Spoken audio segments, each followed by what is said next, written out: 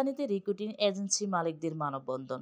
তথ্য ভিডিও চিত্রে Parvin Akter. বিএমইটির smart card তথা বৈধভাবে বিদেশি লোক পাঠিয়ে মানব পাচার মামলায় গ্রেপ্তার বন্ধের দাবি জানিয়েছেন জনশক্তি ব্যবসায়ীরা। বৃহস্পতিবার 20 ফেব্রুয়ারি সকাল 11টায় বিএমইটি প্রাঙ্গণে এই মানববন্ধন অনুষ্ঠিত হয়। রিক্রুটিং এজেন্সির মালিকদের আইনশৃঙ্খলা বাহিনী হয়রানি করছে এমন অভিযোগে কাকরাইল বিএমইটির প্রাঙ্গণে মানববন্ধন করেছেন তার ভুক্তভোগী ও সাধারণ রিক্রুটিং এজেন্সির মালিকদের ব্যানারে আয়োজিত এই মানববন্ধনে বক্তৃতা করেন রিক্রুটিং ব্রুনাই রিক্রুটমেন্ট সভাপতি একরাম দেলোয়ার তালুকদার, সাধারণ সম্পাদক Brunei recruiting agencies Mohammad Redwan Hossain সম্রাট, ব্রুনাইয়ের সুনামধন্য ব্যবসায়ী। বক্তারা বলেন, সরকারের নিয়ম অনুযায়ী সকল প্রক্রিয়া সম্পন্ন করে আমরা বিদেশি লোক পাঠাই। প্রবাসী কল্যাণ মন্ত্রণালয় আমাদের লাইসেন্স দিয়েছে। সব শর্ত মেনে তাদের ছাড়পত্র নিয়েই বিদেশে শ্রমিক পাঠানোর পর বিদেশে তাদের কোনো কিছু হলে দায় সরাসরি আমাদের উপর পড়ছে। রিক্রুটিং এজেন্সির মালিকদের গ্রেপ্তার, হয়রানি করা হচ্ছে। বৈধ পথে লোক পাঠিয়ে রিক্রুটিং এজেন্সির মালিকরা আজ কাঠগড়ায়। রিক্রুটিং এজেন্সির জন্য অভিবাসন আইন আছে, কিন্তু কোনো কিছু হলেই মানব পাচার আইনে মামলা দেওয়া হচ্ছে। এটা বন্ধ করতে হবে। মানব পাচার আইন অবিলম্বে সংশোধন করতে হবে, নইলে কঠোর কর্মসূচির হুঁশিয়ারি দেন বক্তারা। এ সময় আরও উপস্থিত ছিলেন Jilani, London air service, AK Azad, London air travels, Mohammad Billal Hossain, new Sadia air travels, Delowar Talukdar, Talukdar overseas limited, Ikram Chowdhury, Al Ikram overseas limited, Nazimuddin Seba air service, Masud, Arman travels, Manzil travels air, Nasir, Al Supto overseas, Abu Hanif Hossain, KS overseas, Harunur Rashid, SR trade, Mohammad Khorshed, ওচিবা ওভারসিজ, আন্নাপি travels, Rana promise air, Israfil Limon air international, Monir Diganta travels, Sattar east west travels, Rakib alpha tours and travels, Shahin Sadia associated, Kalam বিউটেক travels, Biplob Aziz and shorts, সিপাত Islam cubic overseas, BM Rakib Uddin, liberty trading corporation, Mohammad Abdul Mannan, max prime BD,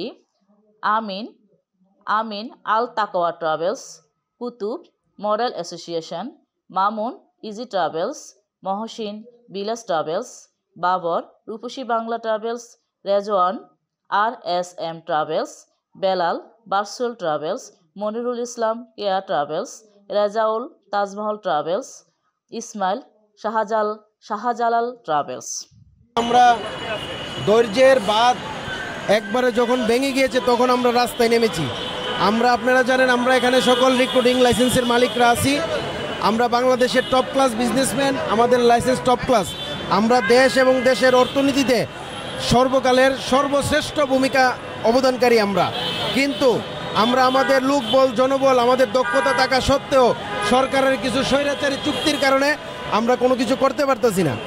এই যে দেখেন, বোয়েসেল নামক যে একটা প্রতিষ্ঠান মাথা গুঁজা দিয়ে উঠছে, সেই বোয়েসেল আজকে আমাদের সমস্ত রুজি এবং দেশের অর্থনীতিকে ধ্বংস করে দিয়েছে।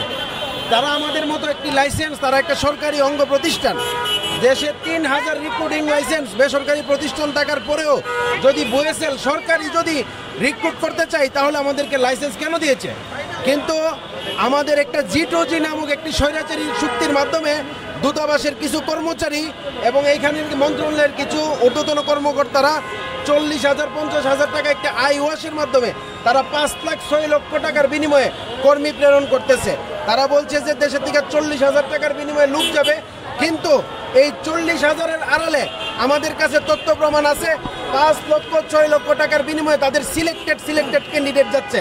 আমাদের কাছে হাজার কর্মীর আর্তনাদ আছে, যারা 5 মাস 6 মাস 1 বছর যাবৎ ঘুরতেছে, কিন্তু তারা কোনোভাবে সিলেকশন হচ্ছে না। আমরা দীর্ঘদিন ধরে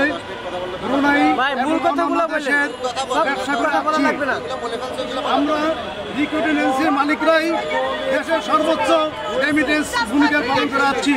হঠাৎ করে আমাদেরকে ব্রুনাই ব্যবসা থেকে বঞ্চিত করে দিচ্ছেন বোয়েসেল নামক প্রতিষ্ঠান। আমার কথা, আমরাই একমাত্র ব্রুনাই বিজনেসম্যান শুরু করেছি। আমাদের দ্বারা ব্রুনাই ব্যবসা এই পর্যন্ত এগিয়ে আছে। হঠাৎ করে ভয়েসেল নামক প্রতিষ্ঠান আমাদেরকে ব্রুনাই বিজনেস থেকে টোটালি বঞ্চিত করে দিচ্ছেন। আমার কথা হলো why we cannot do business without ভয়েসেল?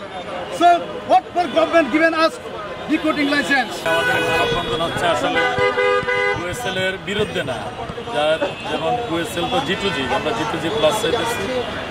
ওনার একটা বড় মার্কেট ছিল, বছরে আমরা প্রায় 10,000 কর্মী প্রেরণ করতাম। আর গত 2024 সনে কুয়েসেল মাত্র অনলি 170 জন কর্মী পাঠাইছে। তো এই ক্ষেত্রে হয়েছে কি, যেমন দেখা যায় আমাদের দেশে রেমিটেন্সের যে একটা আসতো, এটার থেকে কিন্তু দেশটা বঞ্চিত হয়েছে। আরেকটা ব্যাপার হচ্ছে, যেমন ওই দেশে যে কর্মী লাগে, এখন বাংলাদেশে যে প্রবলেম G2G, যে উদাহরণে যে প্রসেসিং সিস্টেম এটা অনেক দুর্বল, এই কারণে কর্মী ওনারা ওইভাবে দিতে পারতেছে না। বাট এই কর্মীগুলা কিন্তু অন্য অন্য দেশ থেকে নিচ্ছে, যেমন নেপাল, শ্রীলঙ্কা, মালদ্বীপ, বিভিন্ন দেশ থেকে নিচ্ছে।